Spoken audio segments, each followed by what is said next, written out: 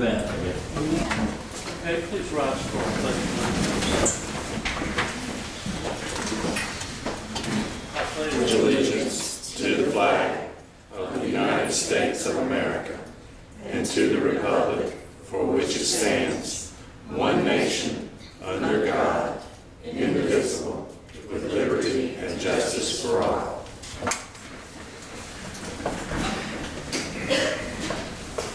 All right, let's do our introduction. Mr. Williamson will be here in just a few minutes. Valerie Halverson, Town Clerk. Diane Laughlin, John Ray. Dina Barnes, Mark Brown. Alicia Flowers, Dana Weaver, Finance Officer. Like Grant, Town Manager. William L. Town Attorney. Chris Anderson, Town Planner. Now we're at the consent agenda. Tonight, the consent agenda consists of the meeting agenda, approval of the minutes of the May 11th and May 25th, 2010 meetings, and closed session minutes of the May 11th, 2010 meetings, the financial report, county council budget amendment 10. Is there any other things that the council wish to change around or anything on the agenda? If not, do we have a motion to approve the consent agenda? If you want to just hold on that, Mr. Mayor, so Mr. Lynn. I will. Just hold on. So it doesn't have to vote and have to speak.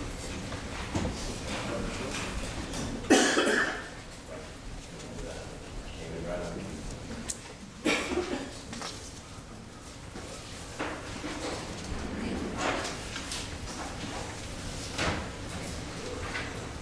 Here.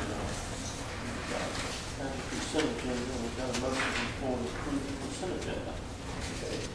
Okay, we have a motion by Ms. Barnes, do we have a second? I'll second. Second by Mr. Ray, discussion. All in favor? Motion, raise your hands. Okay, it's unanimous. Announcements. Mary McLean in the building. We're going to present a acknowledgement of appreciation to Mary McLean, who has her high school senior project helped with the development of design signage for the Summerfield Community Park. She has done a lot of work on this, and we want to present her to this. And Valerie, if you would, whenever you can, send that to her. Okay, now we're down to speakers from the floor. Those are 5 minutes. Wayne Coughlin.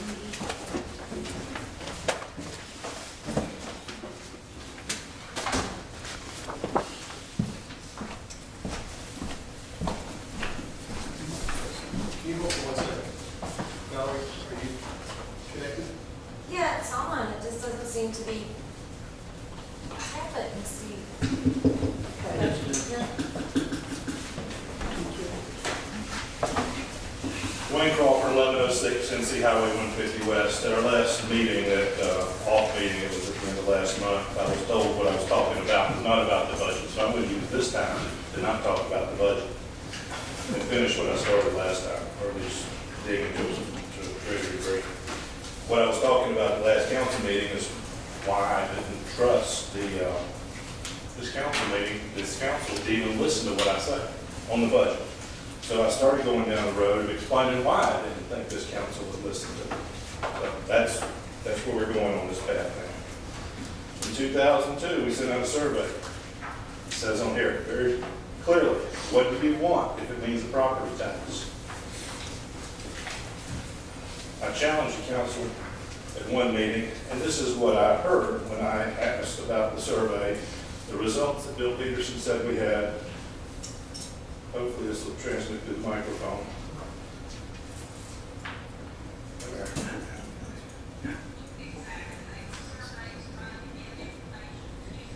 Survey's trying to give information to citizens. They never want it to be a referendum. Whatever information was gotten from them, you can read any way you can and want to. That was a 2002 survey. One reason I don't think I'm being listened to is what was said at that meeting.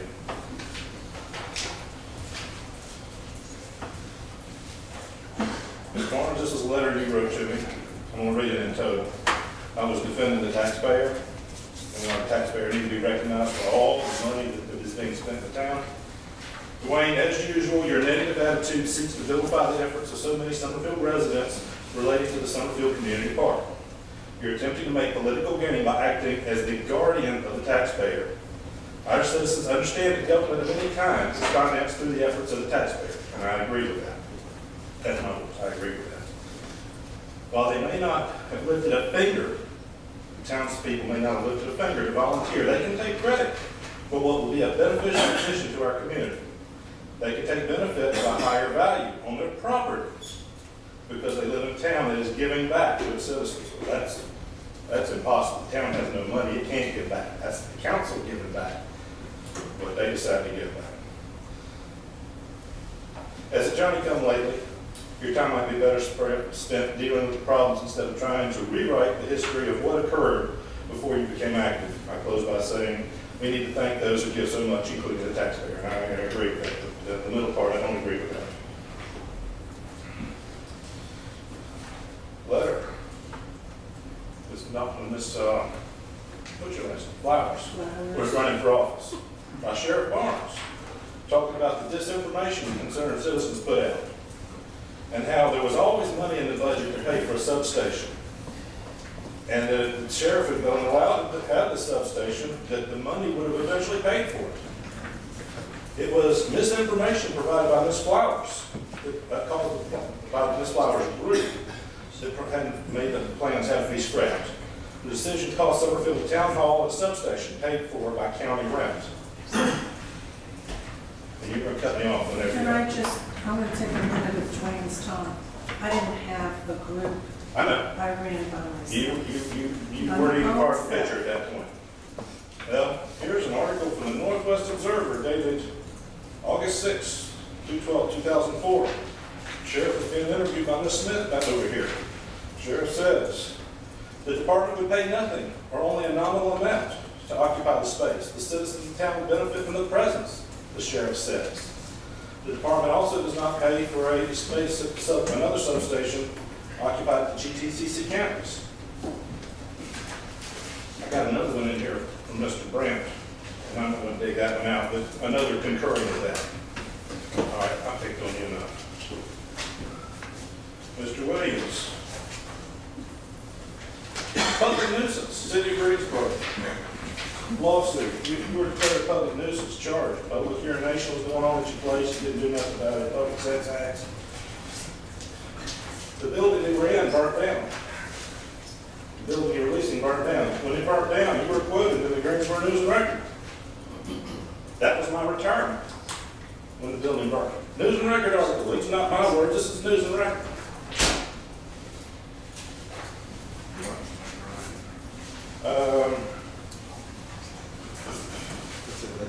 When the building burnt down, you were sued by your next door neighbor down there. You hired the town attorney, the same attorney the town hired. Your time is up. Has not been served. No. Long before, I got his name right here, Richard Show. Your time is up, but And then you tried to stiff the firm. It's all documented. That's why I don't think, listen to me. If I could just have a moment, I would like to just encourage anybody in the town, if you ever send an email, read it really carefully, because you may hear it and see it again, especially if you send it to Dwayne. That's all I have to say.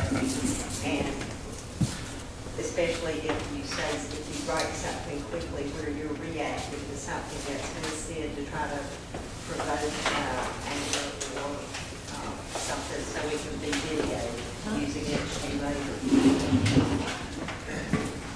okay, next speaker, Ms. Gail Dunham.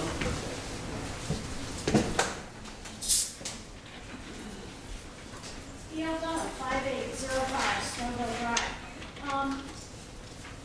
The state of North Carolina had passed an ethics ordinance, and I understand it included training, but I have a question. There was an ethics ordinance for Summerfield. Has it been rewritten? Yes. Is it possible to put it on the website? If you want to speak to us, please, just go ahead. Let us know what your You didn't hear me? thoughts are. No, ma'am, I Is said, it go possible ahead and that you please. could put it, I'm go ahead asking and if you do could put your- it on the website? We'll see. We'll see. Please go ahead with your 5 Okay, minutes. on the ethics ordinance, originally, for the most of the years I've lived here, it said that the council and the mayor will be guided by their own North Star or their own touchstone. And I think that an ethics ordinance is much stronger than that. I have questions, Bob Williams clearly owns quite a bit of property on Summerfield Road. You make no bones that you want commercial water and, some type of maybe town core septic, which would benefit. And now there's $50,000 in the budget to study Summerfield Road. I didn't realize it was just more town core, more study Summerfield Road, because it has a new name now. So now it's a focus group or something like that. But, as long as I've lived here for years, the town has spent thousands and thousands of dollars to study Summerfield Road. I don't think it's necessary in the budget. I think it's a conflict of interest. I personally think it's a conflict of interest, Bob, for you to vote for something like that to benefit your own property. So I would just ask for people to think twice if there is something in there that gives you or a family member some direct benefit. At least disclose that. I think that would be ethical. The other is two more things. The brochure about the Citizens Guide is very good. However, when it talks about expenditures, that's only the budget. That isn't the regular expenditures. I think it would be helpful to have a chart with what the budgeted amount was, what the budget was at the end of the fiscal year, and the actual expenditures. What you'd see, and you probably isn't what you want to see because you really want to raise taxes, but what we would see is that there's years where you want to spend maybe 50, 60% of the budget. You never run over the budget. There's always surplus there. You always like to raise taxes, have a fat budget, and actually some of you have said, in case we want to do something. But that isn't really what a budget is. If you levy taxes just because you want to have extra money to do something, there's nothing in North Carolina statute that allows you to do that. So I think what would be more significant would be to actually show the budget at the beginning of the fiscal year, budget at the end of the fiscal year with amendments, and then the actual expenditures. And I think that would show you why, when you're raising taxes, it isn't necessary. You just need to spend some more time on the budget. I have some concerns about personnel. I don't know how many people here got a 20% pay raise in your base pay and benefits this year. Anyone getting 20%? Well, and this isn't, it's not meant as a personal attack. This is really to talk about policy and personnel management within the town. There's hundreds of hours of overtime here, and you keep wanting to hire more people. If you got the overtime, under control, you wouldn't need to hire additional people. The other thing I understand, town employees work 8:30 to 4:30, and they consider that an 8-hour day. Well, if you take a half hour for lunch or an hour for lunch, that would mean your overtime would kick in after 35 or 37 and a half hours.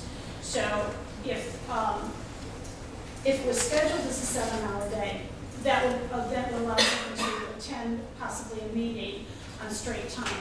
There's very, very few people that get paid for 8 hours with a paid lunch today.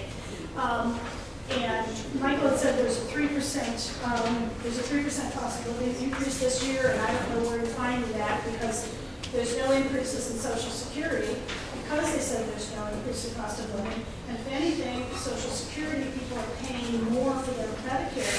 So it's actually a reduction in their income. And I don't think you're levying taxes, you're raising, you had made the decision actually to raise taxes before you did the budget. I think that's a bad policy move. I think it would be better to do a budget first and then to see if you really need to raise taxes. Back on the employees, I'd just like to point out that George Howell gets hundreds of hours of overtime and sits through meetings. So he's here a time and a half tonight. And I think Michael, if he has his management, I think you should get the other